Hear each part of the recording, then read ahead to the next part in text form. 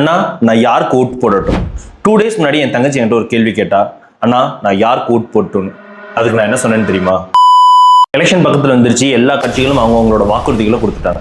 இப்போ ஆளும் கட்சி அவங்களோட வாக்குறுதிகளை எவ்வளவு நிறைவேற்றிருக்காங்கன்னு பாருங்க. இதுக்கு முன்னாடி ஆண்ட கட்சி அவங்க கொடுத்த வாக்குறுதிகளை எவ்வளவு நிறைவேற்றினாங்கன்னு பாருங்க. இப்போ புதுசா வந்திருக்கும் கட்சியோட வாக்குறுதிகளோட பிராக்டிகாலிட்டியே பாருங்க. சரி, ஓட் போடுறதுக்கு வெறும் வாக்குறுதியை மட்டும் வச்சு முடிவு பண்ணா போதுமான்னு கேட்டீங்கன்னா இல்ல. அந்தந்த கட்சிகளோட ஐடியாலஜிஸ் தெரிஞ்சுக்குங்க. திராவிடம்னா என்ன, தமிழ் தேசியம்னா என்ன, ஹிந்துத்துவானா என்னன்னு தெரிஞ்சுக்குங்க. இதை பத்தி தெரிஞ்சவங்க கமெண்ட் செக்ஷன்ல கமெண்ட் பண்ணுங்க. நியூ ஓட்டர்ஸ்க்கு இது ஒரு நல்ல பிளாட்ஃபார்மா இருக்கும்.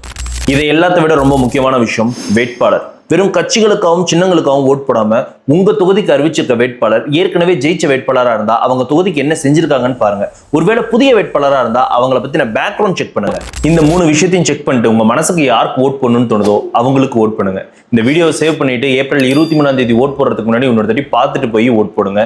மறக்காம பேஜுக்கு ஃபாலோ பண்ணிக்கோங்க.